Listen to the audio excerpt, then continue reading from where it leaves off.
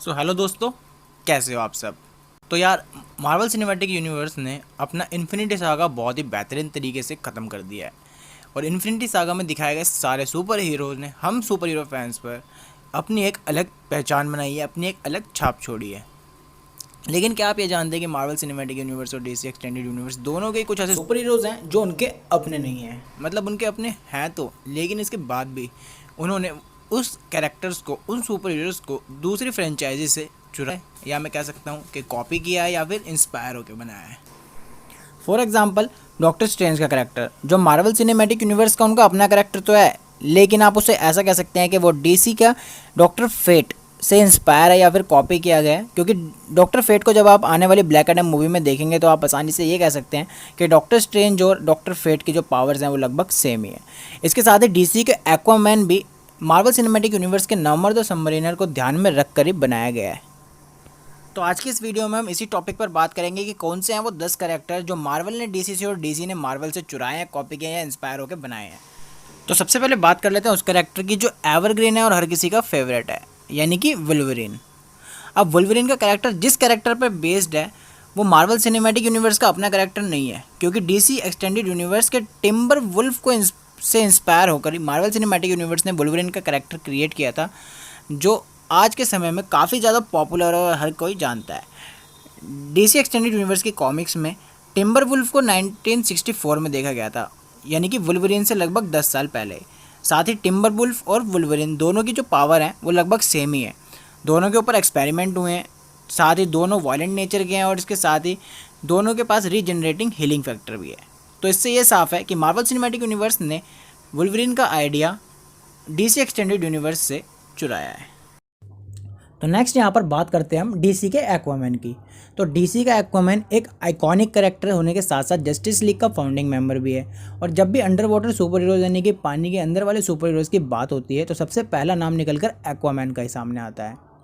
अब वो इसलिए सामने आता है क्योंकि डीसी के जस्टिस लीग के फाउंडिंग मेंबर होने के साथ साथ उनकी जो फर्स्ट मूवी आई थी एक्वामैन, वो भी सुपर डुपर हिट रही थी। पब्लिक रिस्पॉन्स उस पर बहुत बढ़िया मिला था। लेकिन क्या आप ये जानते हैं कि डीसी एक्सटेंडेड यूनिवर्स का एक्वामैन मार्वल सिनेमैटिक यूनिवर्स के नेमर द सबमरीनर की कॉपी है, जिसे आप नेमर को आने वाली वकांडा फॉरएवर में भी देखेंगे। आप जज कर पाएंगे कि एक्वामैन और नेमर किस हद तक सिमिलर हैं। इन दोनों की जो पर्सनैलिटीज़ है वो सिमिलर है, दोनों के दोनों आधे अटलांटियन है और आधे ह्यूमन है।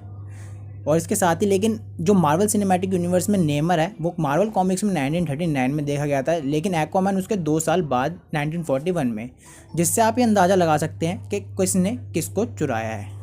तो नेक्स्ट बात करते हैं यहाँ पर हॉकाई की। हॉकाई ओरिजिनल एवेंजर्स का पार्ट है, लेकिन हॉकाई भी एक कॉपी कैट कैरेक्टर है जो ग्रीन एरो की कॉपी है। ग्रीन एरो हॉकाई से कॉमिक्स में 23 साल पहले देखा जा चुका है। दोनों के पास जो पावर्स है, दोनों की जो लाइफ है, दोनों बहुत काफ़ी ज़्यादा हद तक सिमिलर है। वैसा इसलिए है क्योंकि दोनों ने अपने पेरेंट्स को कम एज में खो दिया है। इसके साथ ही दोनों के पास बो एरो और स्वॉर्ड चलाने में स्किल्ड हैं। दोनों के दोनों आम आदमी हैं जो अपनी स्किल के कारण सुपर हीरो की टीम में है। और ग्रीन एरो ब्लैक कैलेरी के साथ क्लोज रिलेशनशिप में था और हमारा हॉकाई ब्लैक विडो के साथ। नेक्स्ट है मार्वल की तरफ से पावर प्रिंसेस, जो वंडर वुमन की सीधी सीधी कॉपी है। अब मैं ऐसा इसलिए कह रहा हूँ क्योंकि मार्वल को वंडर वुमन का आइडिया जो अच्छा लगा उन्होंने कॉपी करा, लेकिन पूरे 41 साल बाद, और उसमें भी बिना कुछ ऐड किए। पावर प्रिंसेस सीधी सीधी वंडर वुमन की कॉपी है। दोनों की दोनों वर्ल्ड वॉर 2 में भी लड़ी हैं। दोनों की दोनों एक छुपे हुए आइलैंड पे पली बड़ी हैं। दोनों की जो पावर्स हैं वो लगभग लेकिन डीसी की वंडर वुमन एक ओरिजिनल कैरेक्टर है जो 1941 में देखा गया था और पावर प्रिंसेस ठीक उसके 41 साल बाद 1982 में, जिससे ये साफ है कि मार्वल ने डीसी का आइडिया सीधे सीधे कॉपी कर लिया। तो नेक्स्ट है डीसी की बम्बलबी, डीसी की पहली अफ्रीकन अमेरिकन सुपर हीरो। लेकिन ये आइडिया सीधे सीधे चुराया गया है मार्वल की वॉस्प से, जो कि बम्बलबी से 13 साल पहले ही देखी गई थी। बम्बलबी का आइडिया 1976 में आया, लेकिन वॉस्प उससे ठीक 13 साल पहले आ चुकी थी। दोनों की पावर्स जो हैं वो लगभग सेम ही है। दोनों अपना साइज़ छोटा कर सकती हैं, बड़ा कर सकती हैं। इसके साथ ही दोनों अपने हाथ से लेज़र भी छोड़ सकती हैं और इसके साथ ही दोनों उड़ सकती हैं। तो इससे ये पता चलता है कि डीसी ने मार्वल का आइडिया सीधा सीधा कॉपी किया है। तो नेक्स्ट यहाँ पर हम बात करते हैं मार्वल के एक बेहतरीन कैरेक्टर की जो लगभग हर किसी का फेवरेट है। यहाँ पर हम बात कर रहे हैं डॉक्टर स्ट्रेंज की। अब doctor strange Marvel Cinematic Universe का एक बहुत ही पावरफुल सुपर हीरो भी है और इसके साथ ही इनका जो काम है ये बाहर की ताकतों से अपनी दुनिया की रक्षा करते हैं। इसके साथ ही मार्वल का डॉक्टर स्ट्रेंज का करैक्टर डीसी के डॉक्टर फेट से इंस्पायर होकर क्रिएट किया गया था। डीसी में डॉक्टर फेट और मार्वल में डॉक्टर स्ट्रेंज लगभग सेम ही है, लेकिन डॉक्टर फेट डॉक्टर स्ट्रेंज से लगभग 23 साल पहले 1940 में देखे गए थे, जबकि डॉक्टर स्ट्रेंज टेल्स में 1963 में देखे गए थे।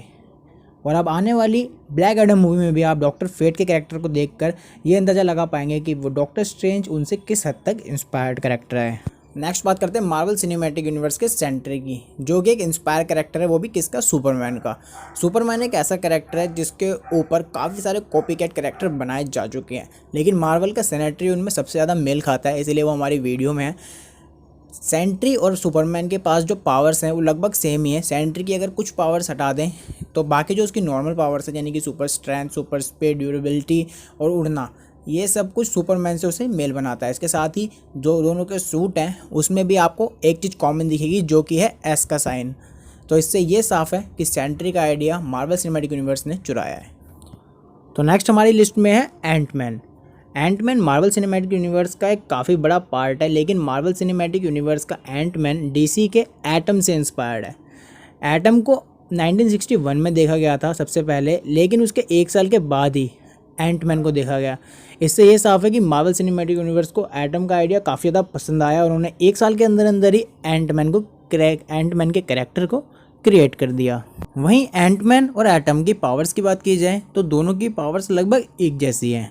एंटमैन और एटम दोनों ही अपने शरीर को एटॉमिक लेवल तक छोटा कर सकते हैं। वहीं एंटमैन अपने शरीर के साइज़ को कितना बड़ा कर सकता है ये हम एंड गेम और सिविल वॉर में देख ही चुके हैं। एंटमैन का कैरेक्टर थोड़ा सा ज़्यादा पॉपुलर इस वजह से है क्योंकि वो हमें मार्वल सिनेमैटिक्स की बड़ी बड़ी मूवीज़ में दिख चुका है। नेक्स्ट हमारी लिस्ट में है मार्वल सिनेमैटिक यूनिवर्स का अब तक का सबसे बड़ा विलन थैनोस। थैनोस एक ऐसा कैरेक्टर है जो डार्क साइड से काफ़ी हद तक इंस्पायर्ड है, यानी कि मार्वल सिनेमैटिक यूनिवर्स का थैनोस काफ़ी हद तक डार्क साइड को ध्यान में रख कर ही क्रिएट किया गया है। कुछ कुछ छोटी छोटी चीज़ें हैं जो इन दोनों को सिमिलर बनाती हैं। जैसे डार्क साइड के पास उसके न्यू गॉड्स होते हैं जैसे स्टेपन वुल्फ, और थैनोस के पास ब्लैक ऑर्डर है जिसका करिश्मा हम एंड गेम में देख ही चुके हैं। और अगर आपको ऐसा लगता है कि मार्वल सिनेमैटिक यूनिवर्स का थैनोस डार्क साइड से बिल्कुल ही अलग कैरेक्टर है, तो मैं आपको बता दूं कि एमसीयू के राइटर्स ने खुद इस बात को एडमायर किया है कि थैनोस का कैरेक्टर डीसी के डार्क साइड को ध्यान में रख कर ही बनाया गया था। तो बढ़ते हैं अब हमारी इस लिस्ट के फाइनल कैरेक्टर पर, जो मैं यकीन से कह सकता हूँ कि हर किसी का फेवरेट कैरेक्टर है। मैं बात कर रहा हूँ यहाँ पर डेडपुल की। ये एंटी हीरो और बड़बोला हीरो डेडपुल आज हर किसी का फेवरेट बन चुका है। लेकिन क्या आप ये जानते हैं कि मार्वल सिनेमैटिक यूनिवर्स ने डेडपुल के कैरेक्टर को क्रिएट किया था सिर्फ और सिर्फ डीसी के डेथ स्ट्रोक का मजाक उड़ाने के लिए। साथ ही मार्वल सिनेमैटिक यूनिवर्स ने इसके नाम को भी कुछ हद तक चेंज किया है, पूरा चेंज भी नहीं किया। डेथ स्ट्रोक का नाम है स्लेड विल्सन और यहाँ पर हमारे बड़बोले हीरो का नाम है वेड विल्सन। साथ ही दोनों के जो पावर्स मिलती हैं वो भी सेम ही तरीके से मिलती है, दोनों के ऊपर एक्सपेरिमेंट होते हैं। इसके साथ ही दोनों का चेहरा बिगड़ा हुआ है इसलिए मास्क लगाते हैं। दोनों के जो पावर्स हैं, हीलिंग फैक्टर है सेम है, दोनों एंटी हीरो हैं, दोनों स्वार्ड और गन्स का प्रयोग करते हैं लड़ते वक्त। और लेकिन हमारा जो डेडपुल सुपर हीरो है ये बड़बोला है और जो डेथ स्ट्रोक है वो काफ़ी सीरियस दिखाई देता है। यही कारण है कि डेडपुल आज हर किसी का फेवरेट बना हुआ है। और डीसी का जो डेथ स्ट्रोक है ये हमारे को मार्वल सिनेमैटिक यूनिवर्स के डेडपुल से करीबन 11 साल पहले देखने को मिला था। इसीलिए ये कह सकते हैं कि डेडपुल एक कॉपी कैरेक्टर है लेकिन हम सबका फेवरेट है। तो इसी के साथ होती है आज की ये वीडियो ख़त्म। वीडियो अच्छी लगी हो तो do like, comment and share and don't forget to subscribe. मिलते हैं इन माय नेक्स्ट वीडियो।